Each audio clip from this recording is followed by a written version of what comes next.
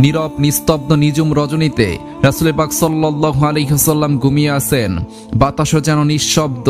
এমন এক নীরব নিস্তব্ধ নিজুম রজনী, যে রাতে আকাশের প্রতিটি তারা যেন তাকিয়েছিল এক মহামানবের দিকে, যে রাতে পৃথিবীর বুকে গড়তে চলেছিল এক স্বপ্নের অলৌকিক দৃশ্য।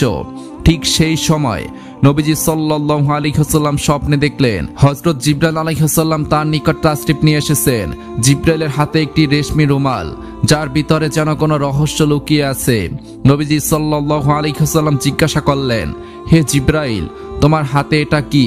জিবরাইল আলাইহিস সালাম বিনয়ের সঙ্গে বললেন, ইয়া রাসূলুল্লাহ, আপনি নিজেই সরিয়ে দেখুন এর ভিতরে কি আছে, তাহলেই বুঝতে পারবেন এর ভিতরে কি।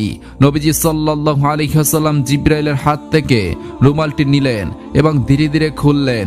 রুমালের ভিতরে দেখা গেল এক ছোট মেয়ের চেহারা, যার মুখমণ্ডল যেন নূরের আলোয় ভরপুর। নবীজি সাল্লাল্লাহু আলাইহি ওয়াসাল্লাম তাকে চিনে ফেললেন। এ তো আর কেউ নয়, এ তো আমার প্রিয় বন্ধু আবু বকরের মেয়ে আয়েশা। তিনি তখন জিবরাইল আলাইহিস সালামের দিকে তাকিয়ে বললেন, হে জিবরাইল, আমাকে কেন এই চেহারাটি দেখানো হলো? জিবরাইল আলাইহিস সালাম উত্তর দিলেন, ইয়া রাসূলুল্লাহ, তিনি সেই সৌভাগ্যবতী নারী যিনি এই পৃথিবীতে এবং পরকালেও আপনার স্ত্রী হবেন। তিনি তার ভালোবাসা স্নেহ দিয়ে আপনার সমস্ত দুঃখ কষ্ট বিরহ ভুলিয়ে দিবেন। এই কথা বলে জিবরাইল আলাইহিস সালাম অদৃশ্য হয়ে গেলেন। আর এই অদৃশ্য হওয়ার সঙ্গে সঙ্গে নবীজি সাল্লাল্লাহু আলাইহি ওয়াসাল্লামের ঘুম ভেঙে গেল। রাত তখনও গভীর, ঘরের কোণে নীরবতার শান্তি। নবীজি সাল্লাল্লাহু আলাইহি ওয়াসাল্লাম রুমের মধ্যে হাঁটতে হাঁটতে ভাবতে লাগলেন। তার চিন্তা ঘুরছে এক অদ্ভুত বিষয়, আবু বকরের মেয়ে আয়েশা। কিন্তু সে তো অনেক ছোট, সে এখন ঘরেই থাকে না, সারাদিনই এদিক সেদিকে ঘুরে বেড়ায়। কিভাবে এই ছোট মেয়েটি আমার স্ত্রী হিসেবে পরিগণিত হতে পারে, এমন ভাবনা নবীজির হৃদয়ে ঘুরছে। কিছুদিন আগেও তিনি আয়েশাকে দেখেছেন তার বান্ধবীদের সাথে পুতুল খেলায় মগ্ন আছেন, আর সেই বালিকাই নাকি তার ভালোবাসা দিয়ে আমার সব ব্যথা ও কষ্ট বিরহ দূর করে দিবে। কিন্তু এইটুকু মেয়ে, সে ভালোবাসার অর্থই বা কি বুঝে? এসব চিন্তায় নবীজি সাল্লাল্লাহু আলাইহি ওয়াসাল্লাম অস্থির হয়ে উঠলেন। হৃদয়ে যেন প্রশ্নে ভরে গেল, কিন্তু আল্লাহর ইচ্ছা জানার জন্য তিনি ধৈর্য রাখলেন। তারপর 3 দিন পরপর তিনি একই স্বপ্ন দেখলেন। তিনি দেখলেন একই দৃশ্য, একই রেশমি রুমাল, একই চেহারার সে আয়েশা। এবার তার হৃদয়ে আর কোনো দ্বিধা থাকলো না, কোনো সন্দেহ থাকলো না। তিনি মাথা পেতে আল্লাহ পাক রব্বুল আলামিনের দেওয়া নির্দেশ মেনে নিলেন এবং বুঝে নিলেন আল্লাহ তাআলা এটাই চাচ্ছেন যেন আয়েশা রাদিয়াল্লাহু তাআলা আনহা নবীজির জীবন সঙ্গিনী হয়। এরপর একদা রাসূলুল্লাহ সাল্লাল্লাহু আলাইহি ওয়াসাল্লাম হযরত খাদিজা রাদিয়াল্লাহু তাআলা আনহা ইন্তেকালের পরে তার একাকিত্ব কাটানোর জন্য আবু বকর সিদ্দিক রাদিয়াল্লাহু তাআলা আনহুর বাসায় বেড়াতে গেলেন। রাসূল পাক সাল্লাল্লাহু আলাইহি ওয়াসাল্লাম আবু বকর রাদিয়াল্লাহু তাআলা আনহুর বাড়ির আঙ্গিনায় পৌঁছে দেখলেন আয়েশা রাদিয়াল্লাহু তাআলা আনহা তার বান্ধবীদের সাথে পুতুল খেলছেন। কোনো দিকেই তার কোনো মনোযোগ নেই, তার শুধুমাত্র মনোযোগ পুতুলের দিকেই। তাকে এভাবে খেলতে দেখে রাসূল পাক সাল্লাল্লাহু আলাইহি ওয়াসাল্লামের মনে খানিকটা কৌতূহল জাগলো। তিনি এগিয়ে এলেন এবং ছোট আয়েশার দিকে তার কাছে এসে বললেন, হে আয়েশা, তোমার হাতে থাকা ওটা কি? আয়েশা তো আয়েশাই, শিশুর মতো উত্তর দিল। তিনি বলে উঠলেন, এটা তো আমার ঘোড়া। এবার রাসূল পাক সাল্লাল্লাহু আলাইহি ওয়াসাল্লাম অবাক হওয়ার ভান করে বললেন, আচ্ছা ঠিক আছে, বুঝলাম, কিন্তু তোমার ঘোড়ার যে পাখা দেখছি, ঘোড়ার তো পাখা হয় না হে আয়েশা। তখন আয়েশা রাদিয়াল্লাহু তাআলা আনহা নবীজির কথা শুনে সাথে সাথে উত্তর দিয়ে বললেন, আপনাকে কে বলেছে ঘোড়ার পাখা হয় না? আপনি কি জানেন না আল্লাহর নবী হযরত সুলাইমান আলাইহিস সালামের ঘোড়ার পাখা ছিল? তার এমন জবাব শুনে রাসূল পাক সাল্লাল্লাহু আলাইহি ওয়াসাল্লাম দারুণভাবে হেসে উঠলেন। হযরত আয়েশা রাদিয়াল্লাহু তাআলা আনহা পরবর্তী সময় বর্ণনা করেন যে সেদিন আমার কথায় রাসূল পাক সাল্লাল্লাহু আলাইহি ওয়াসাল্লাম এমনভাবে হেসেছিলেন যে আমি তার নুরানি দাঁতের মাড়ি পর্যন্ত দেখতে পেয়েছিলাম। সুবহানাল্লাহ। নবীজি সাল্লাল্লাহু আলাইহি ওয়াসাল্লাম আয়েশার দুরন্ত মেধার প্রখর স্মৃতিশক্তির ব্যাপারে আগ থেকেই জানতেন, কিন্তু আজকের এই ঘটনাটি যেন তার মনে নতুন করে দাগ কেটে গেল। তিনি বালিকা আয়েশার দিকে তাকিয়ে তাকিয়ে ভাবলেন, এই কারণে কি আল্লাহ তাআলা এই মেয়েকে আমার স্ত্রী হিসাবে গ্রহণ করার সিদ্ধান্ত নিয়েছেন? তার প্রতিভা স্মৃতিশক্তির মাঝে কি নিহিত আছে আমার উম্মতের ভবিষ্যৎ? অন্তর্নিহিত কোনো কল্যাণ, বস্তুত পরবর্তী জীবনে সেটাই হয়েছিল। অর্থাৎ সর্বাধিক হাদিস বর্ণনাকারী 7 জন সাহাবীর মধ্যে আয়েশা রাদিয়াল্লাহু তাআলা আনহা ছিলেন অন্যতম। তার প্রখর মেধার কারণে তিনি একাই রাসূল পাক সাল্লাল্লাহু আলাইহি ওয়াসাল্লামের 2210টি হাদিস বর্ণনা করেছেন। সুবহানাল্লাহ। এরপরে নবীজি সাল্লাল্লাহু আলাইহি ওয়াসাল্লাম ভাবতে থাকলেন কিভাবে আয়েশা রাদিয়াল্লাহু তাআলা আনহাকে বিবাহের প্রস্তাব দিবেন। এরপরে তিনি খাওলা বিনতে হাকিমের কাছে গেলেন। খাওলা বিনতে হাকিম ছিলেন খাদিজা রাদিয়াল্লাহু তাআলা আনহার অন্তরঙ্গ বান্ধবী। খাদিজা রাদিয়াল্লাহু তাআলা আনহা ইন্তেকালের পরে তিনি রাসূল পাক সাল্লাল্লাহু আলাইহি ওয়াসাল্লামের পক্ষ থেকে সাওদা বিনতে জামার নিকটে বিয়ার প্রস্তাব নিয়ে গিয়েছিলেন। আর এই তার মাধ্যমেই নবীজি এবং তার সাওদা রাদিয়াল্লাহু তাআলা আনহার বিবাহ সংগঠিত হয়েছিল। খাওলা বিনতে হাকিম যেহেতু রাসূল পাক সাল্লাল্লাহু আলাইহি ওয়াসাল্লামের জন্য অন্য বিয়ের ক্ষেত্রে অবদান রেখেছেন, এর জন্য রাসূলুল্লাহ সাল্লাল্লাহু আলাইহি ওয়াসাল্লাম একদা খাওলা বিনতে হাকিমের নিকটে গমন করলেন এবং তার বাড়িতে গিয়ে রাসূল পাক সাল্লাল্লাহু আলাইহি ওয়াসাল্লাম খাওলা বিনতে হাকিমের নিকট সমস্ত স্বপ্নের কথা খুলে বললেন এবং আবু বকর রাদিয়াল্লাহু তাআলা আনহুর নিকট এই প্রস্তাব পাঠানোর জন্য তাকে আদেশ করলেন। রাসূল পাক সাল্লাল্লাহু আলাইহি ওয়াসাল্লাম যখন খাওলা বিনতে হাকিমের নিকট সকল স্বপ্নের কথা খুলে বললেন, খাওলা বিনতে হাকিম অত্যন্ত খুশি হলো এবং তিনি রাসূল পাক সাল্লাল্লাহু আলাইহি ওয়াসাল্লামের বিয়ের প্রস্তাব নিয়ে হযরত আবু বকর রাদিয়াল্লাহু তাআলা আনহুর বাড়ির উদ্দেশ্যে রওনা দিলেন। খাওলা বিনতে হাকিম হযরত আবু বকর রাদিয়াল্লাহু তাআলা আনহুর বাড়িতে গিয়ে হযরত আবু বকর রাদিয়াল্লাহু তাআলা আনহুকে সেদিনের জন্য বাসায় পেলেন না।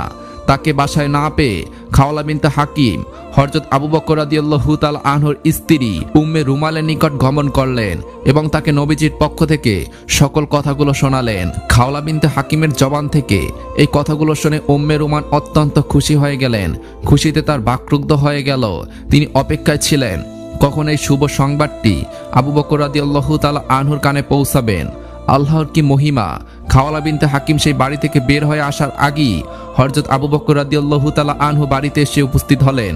হযরত আবু বকর রাদিয়াল্লাহু তাআলা আনহু উপস্থিত হওয়ার পর খাওলা বিনতে হাকিম হযরত আবু বকর রাদিয়াল্লাহু তাআলা আনহুকে দেখা মাত্রই আল্লাহ তাআলার দরবারে শুকরিয়া আদায় করলেন এবং হযরত আবু বকর রাদিয়াল্লাহু তাআলা আনহুকে লক্ষ্য করে বললেন, হে আবু বকর, আপনি খেয়াল করে শুনুন, রাসূলুল্লাহ সাল্লাল্লাহু আলাইহি ওয়াসাল্লাম আয়েশার জন্য বিয়ের প্রস্তাব নিয়ে আমাকে পাঠিয়েছেন আপনার নিকটে। এতে আপনার মতামত কি? আমাকে মেহেরবানি করে খুলে বলুন। খাওলার মুখ থেকে এমন কথা শুনে হযরত আবু বকর রাদিয়াল্লাহু তাআলা আনহু খুশিতে আত্মহারা হয়ে গেলেন, কেননা তিনি রাসূল পাক সাল্লাল্লাহু আলাইহি ওয়াসাল্লামের সাথে আত্মীয়তার সম্পর্ক করতে চেয়েছিলেন, কিন্তু কখনো মুখ ফুটে তিনি বলতে পারেননি। তবে আজকে যেহেতু নবীজি সাল্লাল্লাহু আলাইহি ওয়াসাল্লাম নিজ থেকে প্রস্তাব পাঠিয়েছেন, এই খবরে আবু বকর রাদিয়াল্লাহু তাআলা আনহু আল্লাহ তাআলার দরবারে সেজদায় পতিত হলেন আর তিনি বুঝে নিলেন অবশ্যই এটা আল্লাহ তাআলার পক্ষ থেকে হুকুম। আল্লাহই চাচ্ছেন যেন আমি আমার মেয়েকে নবীজির নিকট বিয়ের ব্যবস্থা করে দেই। সেজদা থেকে মাথা উত্তোলন করে তিনি একটি বিষয় চিন্তিত হয়ে বললেন এবং খাওলাকে লক্ষ্য করে বললেন, হে খাওলা, এই বিয়ে কিভাবে হতে পারে? রাসূল পাক সাল্লাল্লাহু আলাইহি ওয়াসাল্লাম তো আমার ভাই আর আয়েশা তার ভাতিজি, ভাতিজির সাথে তো বিয়ে হতে পারে না। আবু বকর রাদিয়াল্লাহু তাআলা আনহুর এই কথা শুনে খাওলা রাসূল পাক সাল্লাল্লাহু আলাইহি ওয়াসাল্লামের কাছে সমাধান আনতে গেলেন।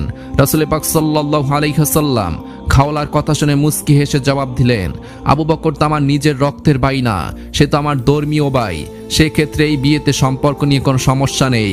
নবীজির কথা শেষ হওয়ার পরই খাওলা খুশি মনে আবু বকর রাদিয়াল্লাহু তাআলা আনহুকে খুশির সংবাদ দেওয়ার উদ্দেশ্যে রওনা করলেন এবং তাকে সব কথা খুলে বললেন। হযরত আবু বকর রাদিয়াল্লাহু তাআলা আনহু এই খুশির সংবাদ শুনে তার অন্তরে খুশির খুশবু বইতে শুরু করলো। এদিক থেকে বালিকা আয়েশা রাদিয়াল্লাহু তাআলা আনহা প্রতিবেশীর বাড়িতে সখীদের সাথে পুতুল খেলায় মত্ত ছিলেন, আর অন্যদিকে তার দুধমা ওয়াইলা রাদিয়াল্লাহু তাআলা আনহা তাকে খুঁজতে ব্যস্ত হয়ে পড়লেন। অবশেষে তাকে একটি প্রতিবেশীর বাড়িতে খুঁজে পেলেন এবং বাড়িতে নিয়ে আসলেন। বাড়িতে এনে তার হাত পা সাফ করে চুল বেঁধে পরিপাটি করলেন এবং বিবাহের সাজে সজ্জিত করলেন। অতঃপর বিয়ের সাজে সজ্জিত হওয়ার পরে হযরত আয়েশাকে নিয়ে বাগদান অনুষ্ঠানে উপস্থিত করালেন। এই অনুষ্ঠানটি একেবারে ছোট পরিসরে হয়েছিল। সেখানে শুধুমাত্র হযরত আয়েশা রাদিয়াল্লাহু তাআলা আনহা আর তার মা উম্মে রুমান, আবু বকর রাদিয়াল্লাহু তাআলা আনহু ও 2-3 জন সাহাবী এবং রাসূল পাক সাল্লাল্লাহু আলাইহি ওয়াসাল্লাম ছাড়া আর কেউ উপস্থিত ছিলেন না।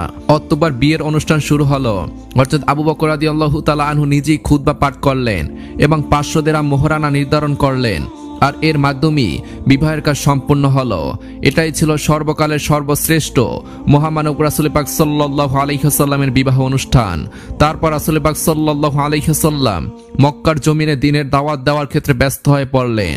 আর আয়েশা রাদিয়াল্লাহু তাআলা আনহা তার মা বাবার কাছ থেকে পাড়া প্রতিবেশী বান্ধবীদের সাথে মেতে থাকলেন সেই পুতুল খেলায়। হযরত আয়েশার বয়স কম থাকায় তিনি খুবই চঞ্চল ছিলেন। উম্মে রুমান বালিকা আয়েশা রাদিয়াল্লাহু তাআলা আনহাকে শাসন করলেও তিনি কথাই শুনতেন না। তাই একদিন তিনি খুবই বকাবকি করলেন। আয়েশা রাদিয়াল্লাহু তাআলা আনহা দরজার কপাট ধরে চোখ মুখ ফুলিয়ে কাঁদছিলেন। তখন রাসূল পাক সাল্লাল্লাহু আলাইহি ওয়াসাল্লাম সেই পথ ধরে যাচ্ছিলেন। এমন সময় তিনি সেখানে উপস্থিত হলেন এবং উম্মে রুমানকে বললেন, আপনাকে না বলেছিলাম আয়েশাকে কিছু না বলতে, আমার কথা তো আপনি রাখলেন না। রাসূল পাক সাল্লাল্লাহু আলাইহি ওয়াসাল্লামের এই কথা শুনে উম্মে রুমান খুবই বিব্রত বোধ করলেন এবং বললেন, ইয়া রাসূলুল্লাহ, সে যে কোনো কথাই শোনে না, আর আমি কিছু বললেই তার বাবাকে আমার বিষয়ে নালিশ করে। তখন রাসূলুল্লাহ সাল্লাল্লাহু আলাইহি ওয়াসাল্লাম বললেন, যাই করুক না কেন, আপনি আয়েশাকে অন্তত আমার খাতিরে কিছুই বলবেন না, ওকে তার নিজের মতো থাকতে দিন। এদিক থেকে কুরাইশরা নবুয়তের পর থেকেই মুসলমানদের উপর প্রচণ্ড অত্যাচার শুরু করে আসছে। নবুয়তের 12টা বছর কেটে গেছে, এইভাবে এখনো নির্যাতন চলছে। কুরাইশদের অত্যাচারে মুসলিমদের জীবন একেবারে হুমকির মুখে। হঠাৎ আশার আলো ফুটে উঠল। মদিনাবাসীরা রাসূল পাক সাল্লাল্লাহু আলাইহি ওয়াসাল্লামকে আহ্বান করলেন মদিনায় বসবাস করার জন্য। তারা ওয়াদাবদ্ধ হলেন যে সেখানে তারা মুসলমানদের পরিপূর্ণ নিরাপত্তা দিবেন এবং তারাও ইসলামের দীক্ষায় দীক্ষিত হবেন। মদিনাবাসীর সঙ্গে গোপনে চুক্তি সম্পন্ন হওয়ার পর রাসূল পাক সাল্লাল্লাহু আলাইহি ওয়াসাল্লাম সাহাবীদের নির্দেশ দিলেন 2-1 করে মদিনায় চলে যেতে, তবে যেতে হবে অত্যন্ত গোপনে, যাতে করে মক্কার কাফেরেরা জানতে না পারে। কিন্তু তা সত্ত্বেও মক্কার কাফেরেরা জেনে গেল। এর মধ্যেও গোপনে গোপনে অনেক সাহাবীরা মক্কা থেকে মদিনায় হিজরত করে চলে গিয়েছিলেন। রাসূল পাক সাল্লাল্লাহু আলাইহি ওয়াসাল্লাম মদিনায় চলে যাওয়ার ব্যাপারে মনস্থির করে ফেললেন, শুধু আল্লাহ তাআলার নির্দেশের অপেক্ষায় রইলেন। যখনই আল্লাহর পক্ষ থেকে নির্দেশ আসবে তখনই তিনি রওনা হবেন মদিনার পথে। এরপরে একদিন দুপুরবেলা রাসূল পাক সাল্লাল্লাহু আলাইহি ওয়াসাল্লাম আবু বকর রাদিয়াল্লাহু তাআলা আনহুর বাড়িতে আসলেন। নবীজির মুখে তখন হতাশার ছাপ। তখন আবু বকর রাদিয়াল্লাহু তাআলা আনহু এই অসময়ে তার বাড়িতে নবীজিকে দেখে তিনি হতভম্ব হয়ে গেলেন এবং নবীজিকে জিজ্ঞাসা করলেন, ইয়া রাসূলুল্লাহ, এই সময় আপনি আমার বাড়িতে কেন? হয়তো কোনো বিশেষ কোনো সংবাদ রয়েছে। তখন নবীজি সাল্লাল্লাহু আলাইহি ওয়াসাল্লাম বললেন, হে আবু বকর, আমাকে মক্কা থেকে মদিনায় হিজরত করার অনুমতি দেওয়া হয়েছে। আবু বকর রাদিয়াল্লাহু তাআলা আনহু এই কথা শোনার পর জানতে চাইলেন, হে আল্লাহর রাসূল, আমিও কি আপনার সঙ্গী হতে পারবো? নবীজি সাল্লাল্লাহু আলাইহি ওয়াসাল্লাম বললেন, হ্যাঁ, আপনি এই সফরে আমার সঙ্গী হবেন। নবীজির কথা শুনে আবু বকর রাদিয়াল্লাহু তাআলা আনহু সঙ্গী হওয়ার খুশিতে কান্না করে দিলেন এবং তার চোখে মুখে অশ্রুজল চিকচিক করতে লাগলো। তখন তিনি বলে উঠলেন, আমার পিতামাতা আপনার উপরে উৎসর্গ হোক। যেদিন আপনি মদিনায় হিজরত করার আগ্রহ প্রকাশ করেছেন সেদিনই আমি 2টো উট কিনে লালন পালন করা শুরু করে দিয়েছিলাম। এরপরে আবু বকর রাদিয়াল্লাহু তাআলা আনহু সফরের সকল প্রস্তুতি গ্রহণ করলেন। রাসূলুল্লাহ সাল্লাল্লাহু আলাইহি ওয়াসাল্লাম গোপন সূত্রে জানতে পেরেছেন আবু জাহেল সহ অন্যান্য কুরাইশ নেতারা মিলিত হয়েছে রাতের আঁধারে মুহাম্মদ সাল্লাল্লাহু আলাইহি ওয়াসাল্লামকে দুনিয়ার বুক থেকে সরিয়ে দেওয়ার জন্য। রাসূলুল্লাহ সাল্লাল্লাহু আলাইহি ওয়াসাল্লাম এই সংবাদ জানার পর তার চাচাতো ভাই আলী রাদিয়াল্লাহু তাআলা আনহুকে ডেকে আনলেন এবং তার নিকট সমস্ত মানুষদের আমানতগুলো বুঝিয়ে দিলেন এবং তাকে নবীজির ঘরে নবীজির বিছানায় ঘুমিয়ে থাকার জন্য আদেশ ফরমালেন। তখন হযরত আলী রাদিয়াল্লাহু তাআলা আনহু নবীজির কাছ থেকে সকল আমানত নিয়ে নবীজির বাসার উদ্দেশ্যে রওনা করল। এদিক থেকে যখন মক্কার রাত ঘনিয়ে এলো, রাসূল পাক সাল্লাল্লাহু আলাইহি ওয়াসাল্লাম চোখের পানিতে সিক্ত হয়ে আল্লাহ তাআলার দরবারে প্রার্থনা করলেন। এরপর তিনি হযরত আবু বকর রাদিয়াল্লাহু তাআলা আনহুকে সঙ্গে নিয়ে সফরের উদ্দেশ্যে দাঁড়ালেন। রাসূল পাক সাল্লাল্লাহু আলাইহি ওয়াসাল্লাম যখন উটের পিঠে আরোহণ করে রওনা করবেন, ঠিক সেই সময় তিনি একটু মুচকি হেসে হযরত আয়েশা রাদিয়াল্লাহু তাআলা আনহাকে বললেন, হে আয়েশা, তুমি আমাদের জন্য দোয়া করো, আমরা হিজরতের উদ্দেশ্যে রওনা হয়েছি। একথা বলে রাসূল পাক সাল্লাল্লাহু আলাইহি ওয়াসাল্লাম আবু বকর রাদিয়াল্লাহু তাআলা আনহুকে নিয়ে সফর শুরু করলেন এবং দীর্ঘ পথ ও অনেক বাধা বিপত্তি পেরিয়ে রাসূল পাক সাল্লাল্লাহু আলাইহি ওয়াসাল্লাম ও আবু বকর রাদিয়াল্লাহু তাআলা আনহুকে সঙ্গে নিয়ে মদিনায় এসে পৌঁছালেন।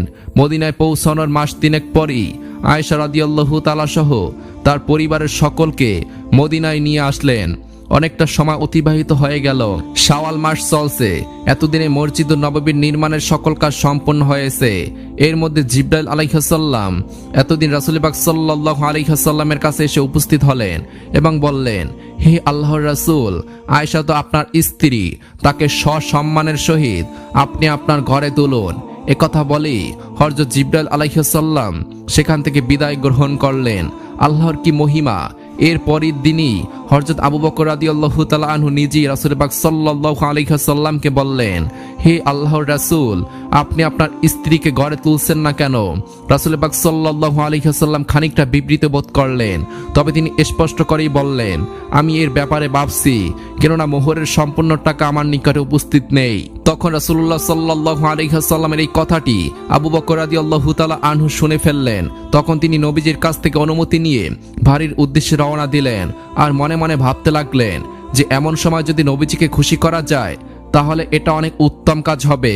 এই চিন্তা করে তিনি তার ঘরে প্রবেশ করলেন এবং ঘর থেকে 500 দিরহাম নিয়ে আবার নবীজির উদ্দেশ্যে রওনা করলেন।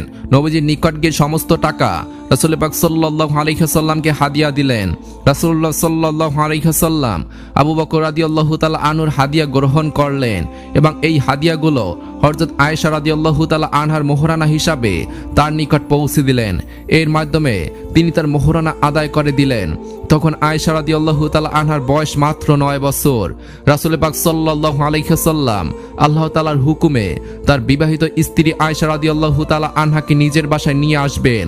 সেই উদ্দেশ্যে রাসূল পাক সাল্লাল্লাহু আলাইহি ওয়াসাল্লাম সাহাবায়ে কেরামদেরকে নিয়ে এবং আবু বকর রাদিয়াল্লাহু তাআলা আনহুর পরিবারকে নিয়ে ছোট একটি অনুষ্ঠান করলেন। সেই অনুষ্ঠানের মাধ্যমে আয়েশা রাদিয়াল্লাহু তাআলা আনহাকে নিজের বাসায় নিয়ে আসলেন।